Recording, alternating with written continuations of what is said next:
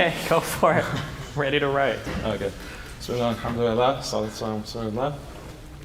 thank you to Modern Day Debates for hosting, and thank you to Destiny. I want to start with some disambiguation. In this debate, I'm talking about liberalism as a moral and political philosophy that embraces two core values: individual freedom and equality. This means that liberalism, as discussed in academic context, is broader than just left-wing politics. A person could be right-wing in an American political context, but still be liberal in the sense that he believes in freedom, equality, democracy, etc. Here, Daniel admits with the term liberalism, he means Western popular political systems. That is what political Islam is challenging, not the views of specific philosophers of the Enlightenment. Therefore, the definition of liberalism must express this context. Yet, he starts his presentation saying this. I want to start with some disambiguation. In this debate, I'm talking about liberalism as a moral and political philosophy that embraces two core values: individual freedom and equality. Western political systems don't solely or even predominantly value individualism and equality. Western political systems value social and individual well-being. It just happens individual freedom and equality favors social well-being. That is a strawman fallacy by Daniel's part. So definitions aside, let me state my problem with liberalism as a moral and political philosophy.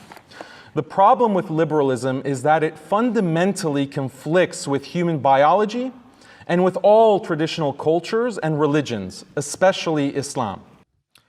That is turning reality upside down. In Western political systems abiding by human rights, there is religious freedom and multiculturalism.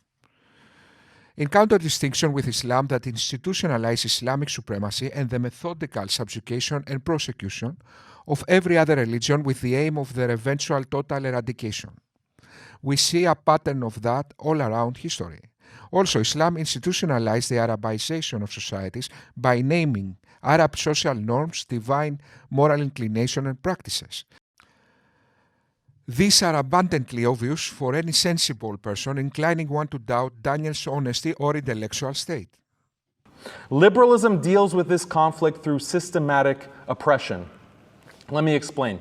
Existing studies of human biology and psychology show that these two liberal values of freedom and equality are actually universal, and they're endorsed in all human religious and cultural systems to some extent. Daniel admits that the two liberal values of freedom and equality are actually universal. Yet, few seconds ago, he said this. The problem with liberalism is that it fundamentally conflicts with human biology. In reality, of course, freedom and the moral common sense of equality are social codes deriving from basic human biology and the human condition in this world. That's exactly why prisons are torture, because freedom is ingrained in human biology. Quiz number 1. Who thinks that Daniel Haqiqatjou will say more than one sentence without error? That is our quiz number 1. Okay, let's continue. This includes Islam. However, in traditional cultures, freedom and equality are not the only important values. That's a strawman fallacy. Neither in liberalism, freedom and equality are the only important values. Also, before that, we had the hiding behind absolutes fallacy. Just because Islam values freedom and equality to some extent, that doesn't mean it values freedom and equality to a sufficient humanitarian extent. Hitler also valued freedom and equality to some extent. There are other values that are important. In these societies, people value specific types of relationships, like marriage, like family, like community, like a relationship with God. These are valued in liberal democracy and in fact more than Islam. Islam only values ritualism and cult rules. It's got zero spirituality or any connection to God. Liberal societies include real religions like Christianity, Judaism, and Hinduism. Islam is a political ideology that veils as a religion. In reality, Islam is more like Nazism or communism. Some might argue Islam is not even a political ideology but a mental disease because it serves not societies or human well-being but a parasitic idea that infects the mind and makes it act contrary to its biological or mental fitness. Countless studies have established that valuing these relationships is part and parcel of natural human psychology. It's inbuilt. The reality is there are certain things that humans naturally crave, that they naturally find moral value in, that they naturally need for their happiness.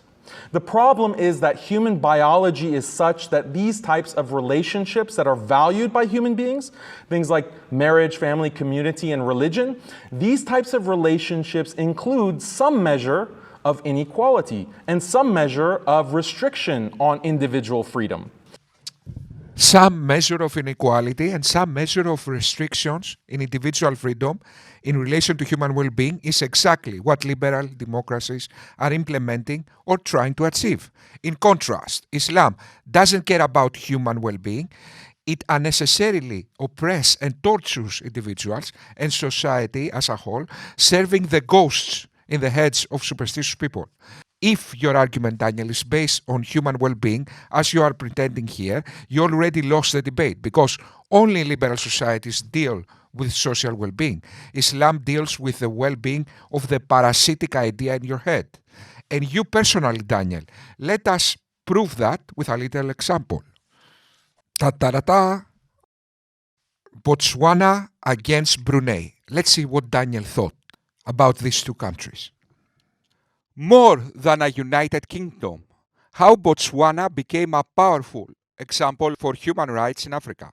While some economists and political scientists praise Botswana as a success story, the country provides more than just a tale of growth and stability. That is how democracy supposedly doesn't have a correlation with economic growth, according to Daniel Haqiqatjou. Hello people, this is Haqiqatjou. Please see this video. In this video, I will expose the Muslim charlatan who calls himself a skeptic, Daniel Haqiqatjou, and how this shameless buffoon or point-blank liar used the African country Botswana to make his supposedly KO argument on how democracy doesn't bring economic prosperity. I just needed, guys, to Google 5 minutes Botswana, and this is what I found. But before we see what is happening in Botswana, let's see what he was saying. Liberal human rights creates massive structural inequality and dominance of the majority of the world by a few rich nations in North America and Western Europe. Botswana question. And abide by human rights. Consider Botswana, considered one of the oldest democracies in the Southern Hemisphere, one of the earliest adopters of LGBT rights in Africa, very high female involvement with voting and politics, but it has only 1/10 the GDP per capita of the US. So either way you look at it, there is no correlation between adoption of human rights and democracy with economic prosperity. So why aren't they enjoying progress and prosperity? Let's call this question the Botswana question. If Harris cannot explain these discrepancies, if he cannot answer this Botswana question, then he should admit that democracy and human rights are just a big hoax. Harris wants people to hate Islam by trying to pin the issue of poverty and social dysfunction to Muslim countries, but as we've seen, it's not a strong connection. Really? Okay, let's see now. Botswana. Botswana, officially the Republic of Botswana, is a landlocked country in southern Africa. Botswana is topographically flat, with up to 70% of its territory being the Kalahari Desert. A mid-sized country of slightly over 2.3 million people, it is one of the most sparsely populated countries in the world. About 11.6% of the population lives in the capital and largest city, Gaborone. Formerly one of the world's poorest countries, with a GDP per capita of about $70 per year in the late 1960s, Botswana has since transformed itself into an upper-middle-income country, with one of the world's fastest-growing economies. In 1885, the British colonized the area and declared a protectorate under the name of Bechuanaland. As decolonization occurred, Bechuanaland became an independent Commonwealth Republic under its current name on 30 September 1966. Since then, it has been a representative republic, with a consistent record of uninterrupted democratic elections and the lowest perceived corruption ranking in Africa, since at least 1998. The economy is dominated by mining, cattle, and tourism.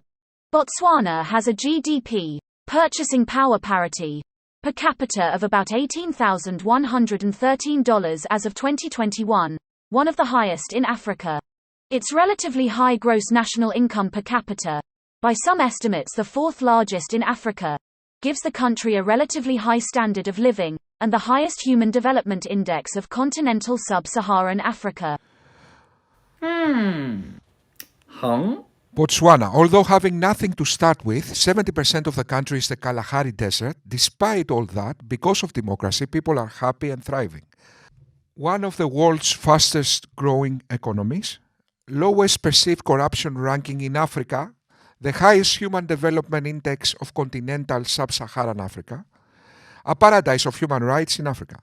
Yet, Daniel used that as a case study against democracy. Daniel Haqiqatjou, this brain-dead Islamist radical that pretends to be a skeptic, he wrote an article recently. He says, "Salute the Sultan. Brunei reinstates hudud for sexual deviance." He says, "If you have had a rough week or are feeling down in the dumps, I have just the news to cheer you up. The Muslim country of Brunei is implementing hudud to crack down on sodomites and fornicators." Reuters says. Reuters. Brunei has defended its right to implement Islamic laws that would allow death by stoning for adultery and homosexuality, against growing global criticism. Brunei, a Muslim-majority former British protectorate, with a population of around 400,000, will implement the Sharia laws from April 3, punishing sodomy, adultery and rape with the death penalty, including by stoning, and theft with amputation. The laws, elements of which were first adopted in 2014, and which have been rolled out in phases since then, will be fully implemented from next week, the Prime Minister's office said in a statement on Saturday. The Sharia law, apart from criminalizing and deterring acts that are against the teachings of Islam, also aims to educate, respect and protect the legitimate rights of all individuals, society or nationality of any faiths and race. The statement said. Some aspects of the laws will apply to non-Muslims. This is exactly right. The Sharia protects all of our rights, individually and communally. When rectum sex enthusiasts are allowed to promote their gender-bending degeneracy openly, that deeply harms all of us. That brings down the moral character of society. That destroys the sanctity of marriage. Sanctity of marriage. That teaches the world that sexual desire, no matter how base, how deviant, how contrary to God's will, is acceptable to pursue, and in fact must be pursued. Okay, Daniel, let's go one by one. In this video, first of all, I will, how you say this word? Molestation, how was that? Let me read that because it's interesting. Sorry about that, guys. One second, please. This is exactly right. The Sharia protects all our rights, individual and community. When rectum sex enthusiast. Yes, that's exactly what I will do to you. Daniel, in this video, that's exactly what I will do to you. Contrast that with Brunei, who is in Southeast Asia, that although it's a rich country because of Islam, not because of Islam, because it was happened again to be born on top of a treasure, it's an oil-rich country, so Brunei is an oil-rich country. So although it is rich, let's see now how Brunei is doing. Guys, I put in YouTube the word Brunei, and this video was the first that popped up. I don't like this country. But why? Because Brunei is rich in oil, that means that this should be a good country, rich country, with low corruption rate. Isn't that right? As we all know, Islam makes good countries. What's up, guys? Drew Binsky here, and today I'd like to talk to you a little bit about a country that I did not enjoy so much, and that nation is called Brunei. A quick disclaimer that this video is based entirely off my own thoughts and personal experiences.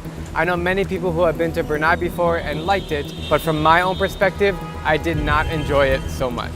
For relevancy, I went to Brunei in early 2014, way before I made videos, when my hair looked like this and when my perspectives of the world were not as wide as they are now. But nonetheless, it's a country that I think about often. If you've never heard of Brunei before, it's a tiny oil-rich nation in Southeast Asia on Borneo Island, surrounded by Malaysia and Indonesia. About 2/3 of its 500,000 residents identify as Muslim, and is considered to be the most observant Islamic nation in Southeast Asia. Let's begin with the good. Brunei has one of the most stunning national parks I've ever been to, called Ulu Temburong. Because of Islam, of course.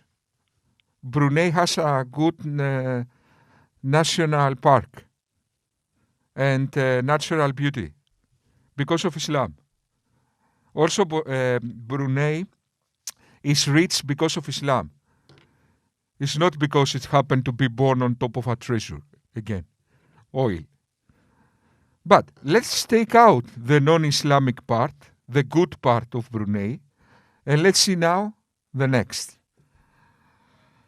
I took a day trip there and had a wonderful time. There are also some impressive buildings in the capital city, and the people, for the most part, are very friendly, just like I found in Malaysia. That's about all the nice things I can say about Brunei. So when I arrived on my very first day in the capital city called Bangar Seri Begawan, I was super excited to visit the amazingly beautiful mosque. So I went inside, I was dressed in my proper attire, I took off my shoes for respect, and after 5 minutes of being inside, I was aggressively kicked out by 2 locals for reasons that I don't know why. I was there on a Monday afternoon and it wasn't during prayer time. I was just like any other tourist trying to check it out. And all these guys had to do was politely tell me to leave, and that would have been fine. But I was bullying my way out the door, and that thought cannot leave my mind to this day. It didn't take me long to realize that Brunei has horrifying human rights laws. In fact, they recently implemented a law that you can be stoned to death if you're gay. Stoned to death. There's also heavy discrimination against non-Muslims, which might explain why I was kicked out of that mosque. You see, Brunei has no freedom of speech, no freedom of press, and everything is controlled by the government. Botswana had the lowest perceived corruption ranking in Africa because of democracy. Yet Brunei, everything is controlled by the government. Full corruption, in other words. In addition, the level of corruption in this country amuses me. Brunei is sitting on lots of oil for such a small country, and hence, it's rich. One of the world's richest men is the Sultan Hassanal Bolkiah. His net worth is $20 billion, yet the country looks like it's still stuck in the 80s, and his people are suffering in poverty. If the Sultan spread just half of his wealth to Bruneian citizens, they'd each get a check for $23,255. Oh yeah, and maybe he could also donate one of his 600 Rolls Royces as well. Things like a strict alcohol ban, slow Wi-Fi, and a lack of anything to do aren't reasons to dislike a place, of course, but they certainly don't contribute much either. I will say that most of the locals are warm and genuine, almost as if they don't know they're living in such a dark regime. Or maybe they ignore it. In any case, it's safe to say that I will not be returning to Brunei anytime soon, and if you guys are planning to go, then I would advise you to think twice. But wait, according to Haqiqatjou, we should salute the Sultan of Brunei and his 200 Rolls Royce. We should salute. Also, we should visit for tourism Brunei. Isn't that what he advised at the end of this article? Haqiqatjou, you are totally exposed, my friend, for the charlatan that you are. Shame on you. You charlatan. Okay. In one hand, you accuse Botswana, a thriving democracy, that because of democracy, it's got tourism without having anything. They are doing well.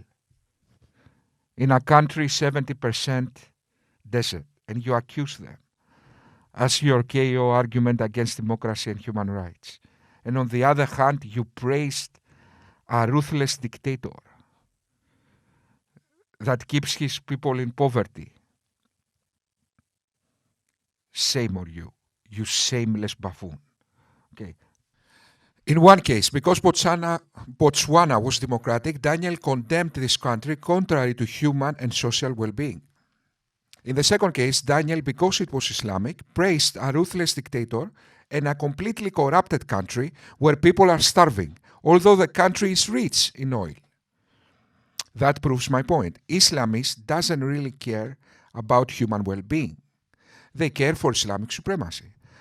This contrast is so apparent, even the most deluded Muslim can recognize and accept. Okay, Muslims, I expect comments on this video saying, Socrates' son, we are humans, okay? You are a human, we are human, we are people. We are not just Muslims, we are people. We accept that Daniel Haqiqatjou is a total joke, guys. Okay, you can do better than this. Okay, if a person says the complete opposite of truth, every word, okay, is not the best representative for you, Muslims. I expect comments in my video.